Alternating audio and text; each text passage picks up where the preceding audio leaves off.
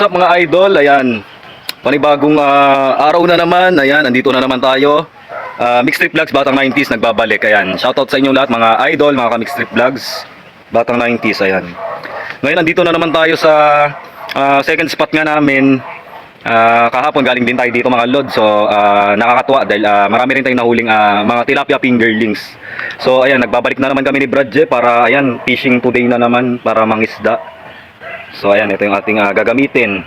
So tara guys, huwag na natin patagalin pa. Let's go, samahan nyo kami sa ating pamimingwit ngayong araw na to. Tara guys. Lods, tanaw na kaagad yung panibagong spot naman natin, pero dito pa rin yung area. Kasi dito sa kabila mga lods, kung saan yung pinagpepwestuhan natin mga idol. So ngayon, itatry naman natin dito sa kabila mga idol kung marami din bang isda o kung makakahuli rin ba tayo dito. So try natin pag hindi tayo nakahuli, balik tayo dun sa second spot. Pero same na lugar lang, dito lang din yan sa amin sa may again nga Pakulis mga lods. So ayan, malawak din yung ano dito. At katabi yung malawak na sapa. Ay, nalawak din mga idol. Maisda rin dahil mga kangkong, ayan, yung mga kangkong tawag dito kalbo na, puro kalbo yung kangkong dahil kinakain nga ng mga tilapia yan mga idol. Ayan, ayun si Brad Jeff nasa unahan. So try natin dito makahuli tayo. Kung ano mang meron dito tilapia, bukod sa tilapia kung may hito and dalag din ba. So tara, let's go guys. Mag-ano lang kami ng aming mga fishing rod. I-set up lang namin at kakabitan namin ay lalagyan natin ng pain na bulate. So ang dami na naman nating dalang bulate mga idol. Ito mga lods, ayan unang itcha natin ang fishing rod. Ayan, nakadali agad tayo ng isa. Tilapia mga idol. Ayan nakislot pa Nice one. Ayan, may huli na tayo. Unang itcha, isang huli. Hey, grabe mga lods, ay nakahuli si Brad Jeff. Ito malaki to. May malalaki siya na. Ano ba dyan? Ayan huli ni Brad Jeff. Ayan laki Nice Brad Jeff. May malalaki siya. Ayan si Tropa. Ayan kasama nating mamingwit. Ayan, shoutout sa iyo Lodi. Ayan meron din siyang Shadow for the Wind. Ayan, Shadow for the Wind daw. Fishing rod. Ayan, yung klase ng kanyang fishing rod yan. So ayan, shoutout. Welcome sa aking vlog. Pangalan yung dagat. Subscribe mo ako para sa YouTube, Mixed Trip Vlogs. Mamamatay Ayan. Ha? Mata? Namatahan? Depende, malaki naman siya kahapon nga halos kalahati yung namatay. Dito din yung uli? Sa kabila naman. Diyan marami rin kami nakakasama dyan. Kahapon may nakahuli ng tawag dyan? Dalag? African hito. Ang ganda ng nyo. Fishing rod nila. Oh my God! Wow! Nasa magkano? Magkano mo siya na 750 dito sa reel. Tapos yung braided ko is around 200 C-Night. Then yung itong rod. So rin pala mahal din yung total, kumaga rin, malaki rin yung gastos niya, pero siyempre quality naman yung kanyang gamit at yung kanyang fishing rods overall. Punta mo ubihan, nakapunta mo ubihan? Ubihan. Ubihan. Hindi ka bayan. Oo. Ako sa tilapia. Bangus tsaka tilapia. Tapos marami pang nahuhuli daw doon. Ito fishing spot talaga. May mga daw banak, tapos ano pa ba yun sabi nila. So ay mga lods, mahuli tayo, marami na tayong nahuli kahit pa paano. Fingerlings. Malaking dito.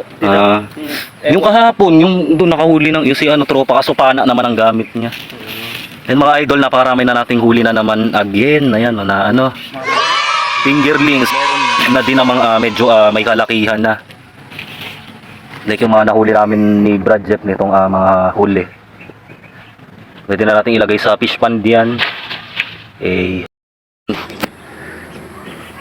Second round, ayan, nakahuli na naman si Brad Jeff. Ito malaki na naman mga lods. Ang laki nitong talapia mga idol. Yung kanina, sayang mas malaki. Nakawala. Pagkahatak, sumabit kasi dun sa mga damo. Nice one. Ito si Kuya. May huli na rin si Kuya. Malaki rin yung nahuli niya. Pangat lang. Bali mga idol, alas 6 na rin. So pero makita nyo naman medyo maliwanag pa. maliwanag pa rin at ubra-ubra pa mamingwit. At saktong-sakto, ganitong mga oras nga naglalabasan talaga yung mga isda. Ayun si tropa, bali ito yung mga huli niya. Pwede na pang prito. So malalaki rin tong mga nahuli niyang tilapia. Ayan, no. Ubrang-ubra na pang paksiw tsaka pang prito mga lods. Ito naman sa atin mga idol, ayan, no. Napakarami. Ayan, halo-halo ng sizes, mga fingerlings, merong may kalakihan na rin, may mga nahuli rin kami medyo malalaki. Iba-iba yung sukat nila pero ayan, ayos na ayos kasi ito yung magandang ipalagay talaga sa fish pond, yung mga ganyan kalalaki. Ayan si tropa, bali papalitan niya lang ng tubig para malinis yung tubig. Si Brad Jeff nagtatry pa baka ano pa tayo mga lods. Ha? Laki lods, oh. Oh my God! Wow! Ang pritong tosta, masarap yan.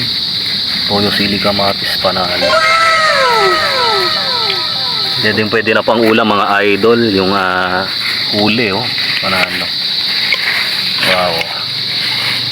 Ano lang yan, toyo sili kamatis, sibuyas panalo.